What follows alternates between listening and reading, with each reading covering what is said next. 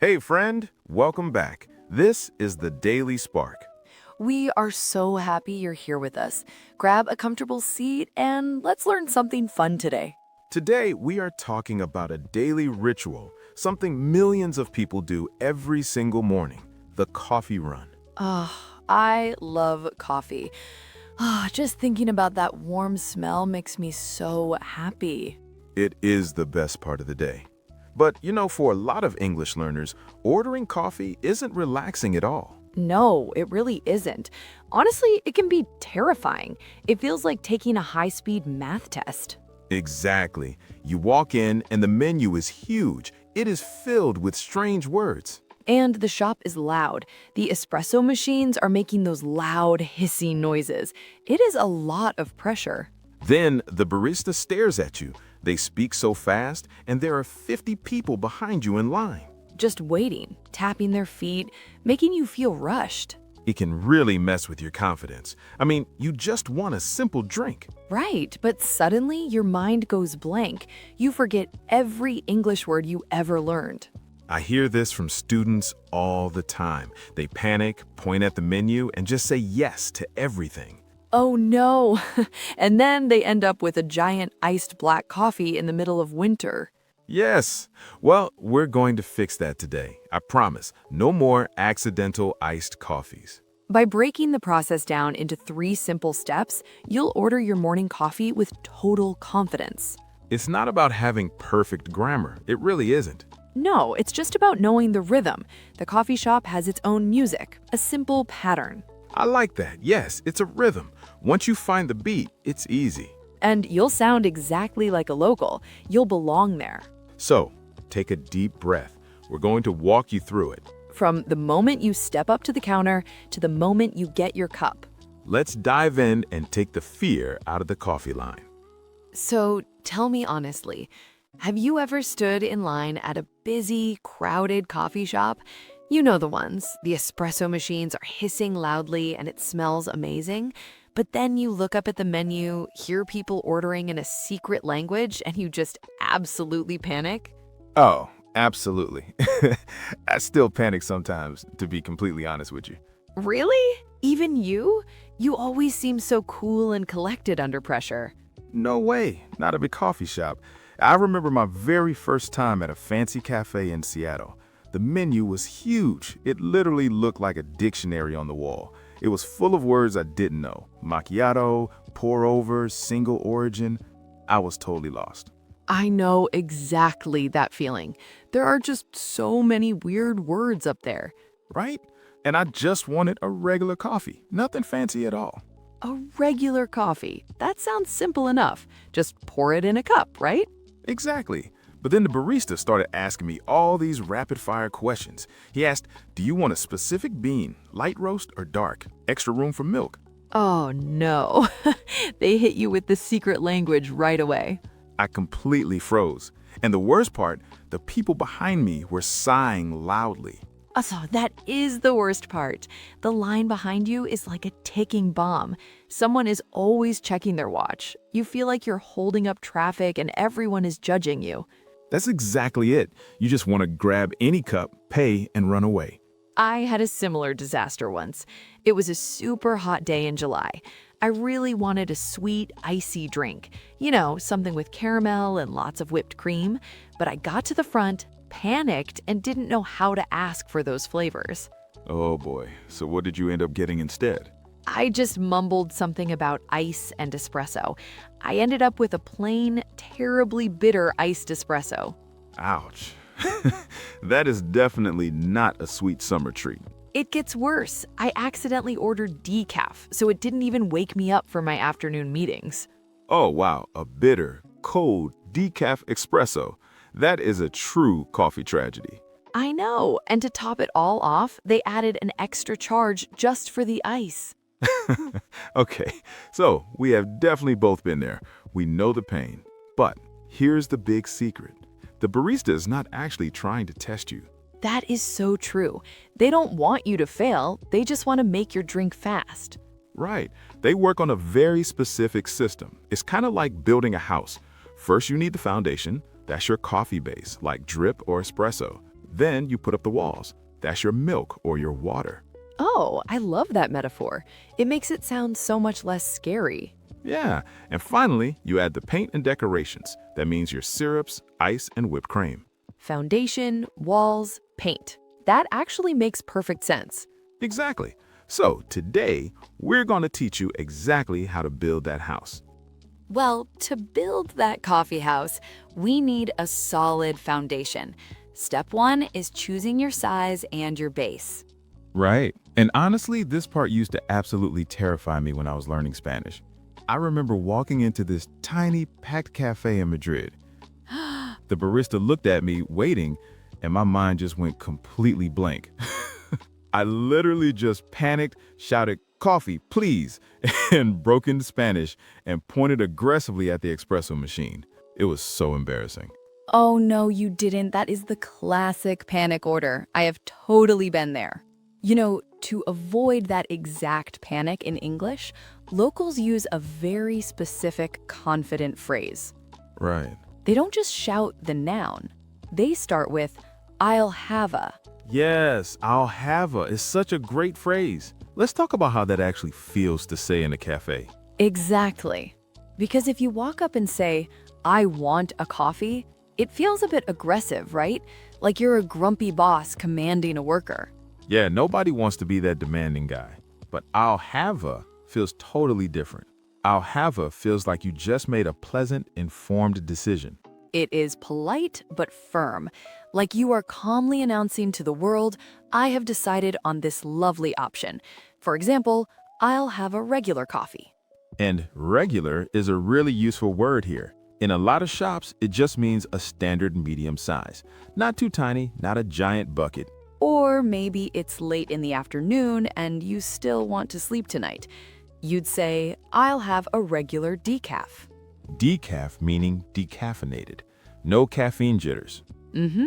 The key is quiet confidence. No apology, no hesitation. Short, clear, done. Beautifully done. You sounded like a true local right there. Now, there's another phrase you will hear locals use all the time.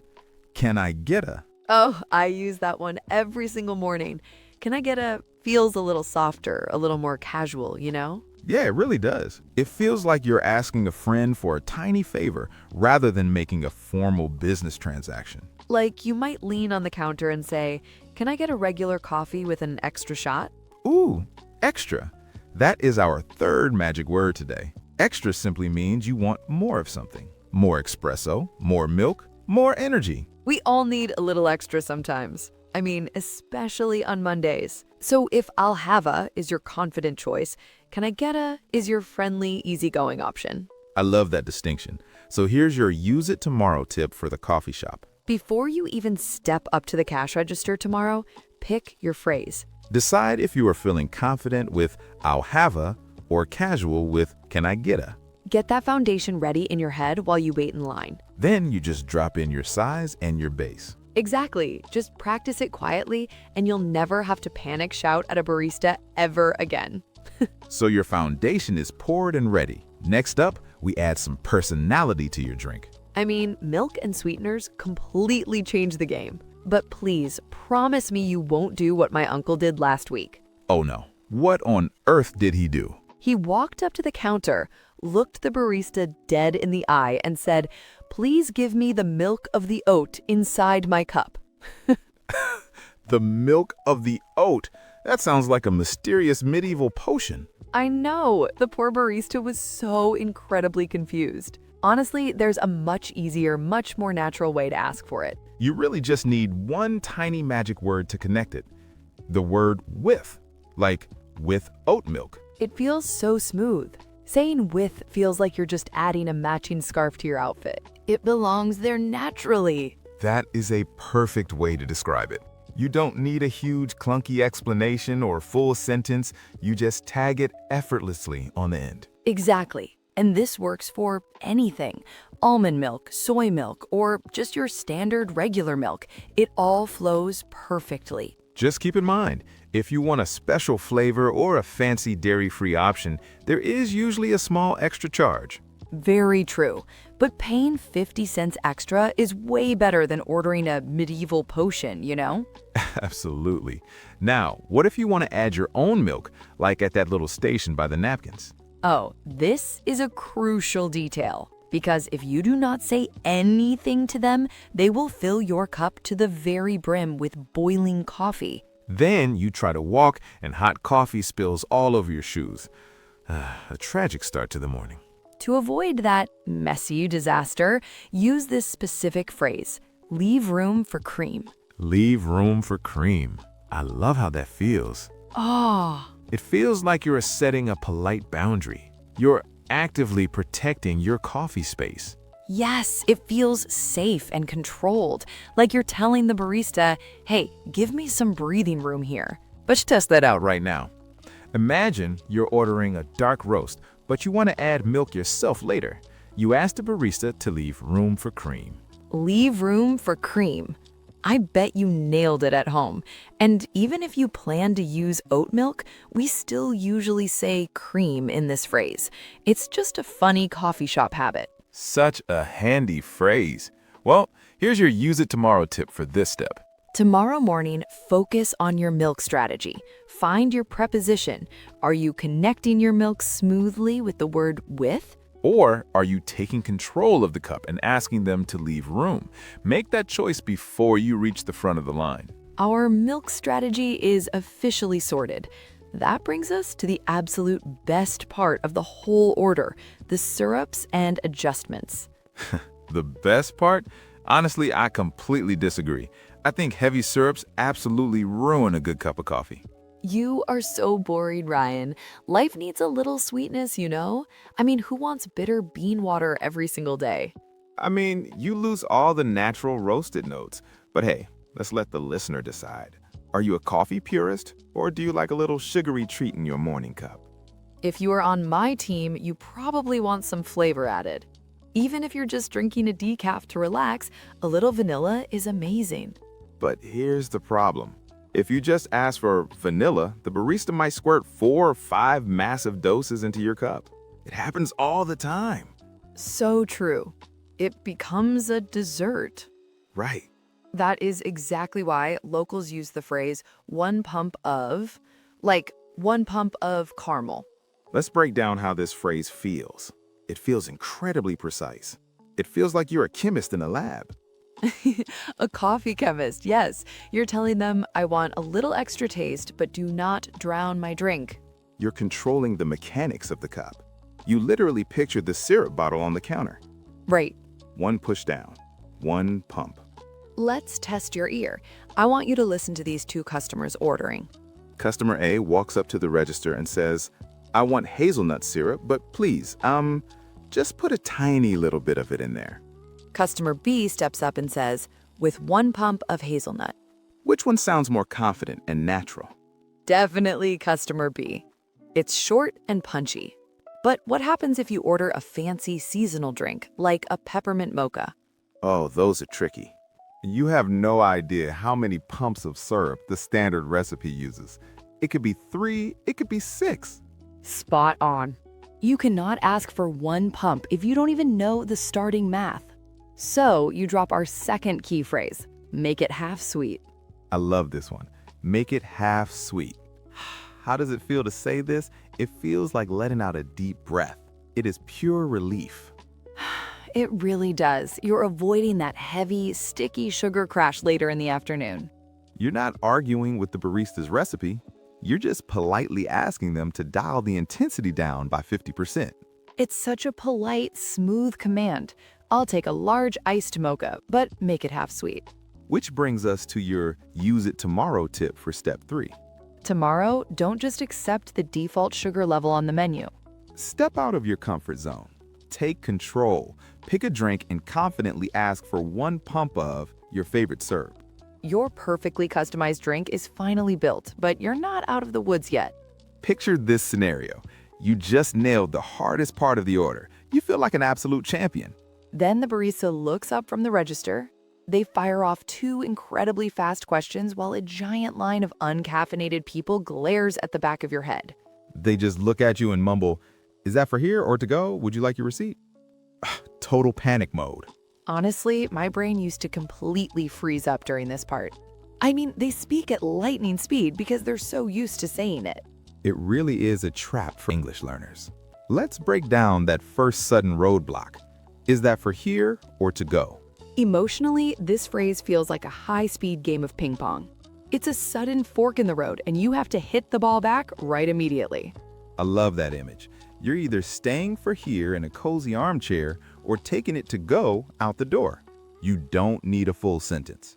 Please, whatever you do, do not say, I want to drink it inside the store. It sounds, well, a bit robotic and unnatural.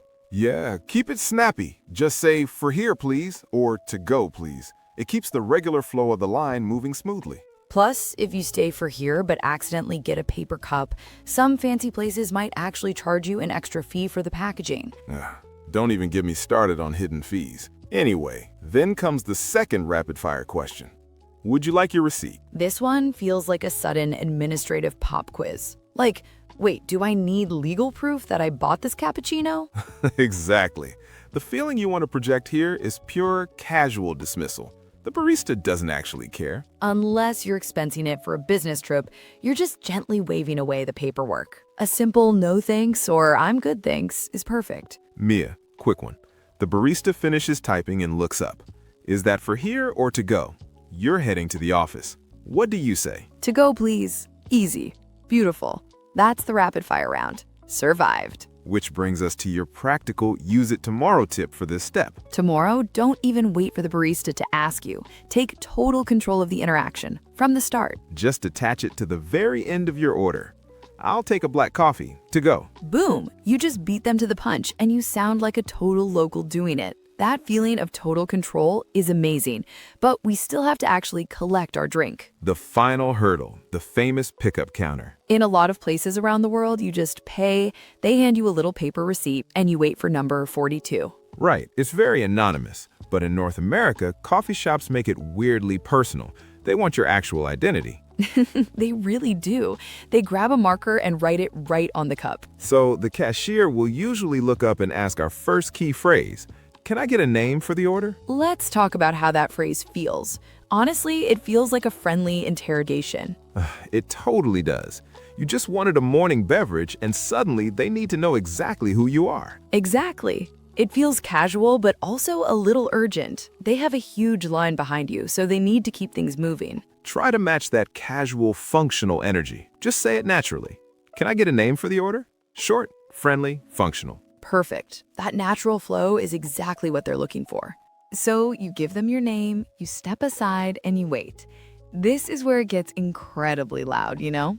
Oh, so loud. The espresso machines are going, people are chatting. You will hear the barista shouting out the drinks.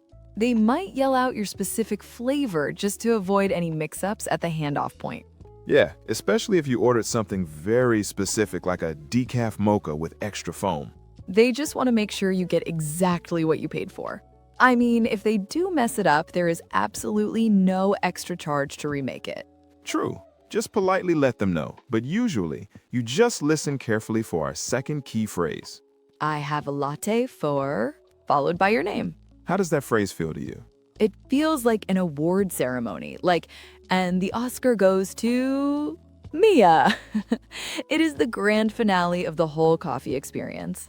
It really is. I have a latte for Ryan. It feels rewarding. Your prize is finally ready to drink. Which brings us to our final Use It Tomorrow tip for this entire series. If your real name is difficult to spell or hard to pronounce in English, just pick a fake coffee shop name. I mean, seriously, just tell them your name is Tom or Anna or Ben. It saves so much time. My friend always uses the name Batman. The barista shouts, I have a latte for Batman, and the whole shop smiles. That is completely brilliant. Well, my friends, you are officially ready to order coffee like a true local. Let's lock in those new words before you head out to the cafe. Time for the word review. We covered a lot of ground today. Let's make sure these terms completely stick in your brain. First up, you might have heard us say regular. Right. Think of regular as your safe, comfortable home base. It is the default setting of the coffee world. Exactly. No surprises. When you say regular, you're telling the barista, just give me the normal stuff. You don't want a giant bucket of coffee, and you don't want a tiny thimble. You also do not want a crazy milk substitute. It's just the standard everyday experience. Here's your use it tomorrow example. I usually drink fancy iced lattes, but today I just need a regular coffee. Nice and easy. Next on the list, you might have heard us say decaf. Ah, a true lifesaver. Decaf feels like a cozy evening hug. It's for when you love the ritual of holding a warm cup, but you don't want the midnight panic. No staring at the ceiling at 2 a.m.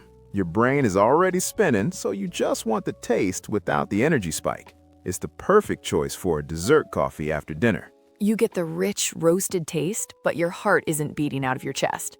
For your use it tomorrow moment, try this. It's pretty late, so I'll take a decaf cappuccino, please. And remember how you start that order? You don't just demand it. You use that smooth phrase we practiced. I'll have a... Exactly. I'll have a decaf. It sets a polite, confident tone right from the start. Spot on. Now, let's talk about making things delicious. You might have heard us say flavor. Oh, my absolute favorite part. Flavor is the personality of your drink. It's that hint of vanilla or maybe caramel that makes your cup feel incredibly special. I can almost taste it just hearing you describe it. Right? It takes a boring, bitter cup and turns it into a treat. Sometimes the coffee beans alone aren't enough. Exactly. Sometimes you need that little something extra. You want a sweet twist. Think of the holidays with peppermint or pumpkin spice. It really is the fun part of the menu. So here is your use it tomorrow example. I love the taste of this coffee. What flavor did you add to it? And if that flavor is way too strong, don't forget our lifesaver phrase, make it half sweet. Yes, you are the boss of your sugar level. And if you need physical space in the cup to add your own milk later, just drop the phrase, leave room for cream. Perfect. Now, moving on to the next one. You might have heard us say extra. We all know this feeling, especially on a dark Monday morning. Extra is when enough is simply not enough. You need more. More foam, more chocolate drizzle, an extra shot of espresso. Maybe you had a terrible night of sleep. Maybe you just really, really love whipped cream. Extra is how you treat yourself. You are customizing it to the max. Here is your use it tomorrow phrase. I have a really long drive ahead of me, so I need extra espresso in my cup. But watch out, because asking for extra leads right into our final word. You might have heard us say charge. The painful part of the cafe experience. Charge is the reality check. It is the feeling of opening your wallet because you just had to have that fancy oat milk. We've all been there. The barista presses a button on the register, the price jumps up, and you think, wait, really? That little jump is the charge. Every extra thing you add costs a bit more. It's the extra money they ask for when you customize. It's the cost of doing business. A sneaky 50 cents here, a dollar there. It adds up fast. Here's your final use it tomorrow example. Is there an extra charge if I ask for almond milk instead of regular milk? All right, well, that is our time for today. You did an incredibly great job. You really did. You really did. I mean, learning this stuff takes so much courage, especially when there's a long line behind you. Oh, absolutely. I still remember my first time ordering coffee in Spanish. My hands were actually shaking. I asked for a library instead of a coffee shop. Oh no. See, we all make silly mistakes. And you know what? The barista is just a person making coffee. They aren't grading your English. Exactly. They just want to give you your caffeine. Oh, If you say the wrong word, just laugh it off. It's completely okay. your English doesn't have to be perfect. You just need to connect. And get your coffee, of course. So we have a challenge for you today. A real-world mission for this week. Yes, tomorrow morning we want you to go to a real coffee shop. Stand in that line, feel the energy. And try something new. Maybe ask for a fun flavor. Try using our phrase. Can I get a pump of vanilla? Or if it's late in the day, confidently order a decaf. Just say, make that decaf, please. You can do it. Whatever you order, tell us exactly how it went. Did you survive? Did you get the right drink? Tell us down in the comments, what is your absolute go-to coffee order? We are so curious. Are you a regular black coffee person? Like me, just simple, dark, and strong? Or are you an extra sweet latte person? You know, with whipped cream, caramel drizzle, and sprinkles. Because that's definitely me. Oh, we know, Mia. Your coffee is basically a dessert. Let us know in the comments. We read every single one. We really do. And you definitely want to join us next time. Oh, it's going to be so useful. We all have that one moment where something goes wrong and we just freeze. You know exactly what I mean. That feeling where you want to speak up, but the words just don't come out? Next time, we're giving you the exact phrases to handle that moment with confidence. It's going to be a really good one. Well, this has been the Daily Spark Radio. Keep practicing, keep smiling. See you next time.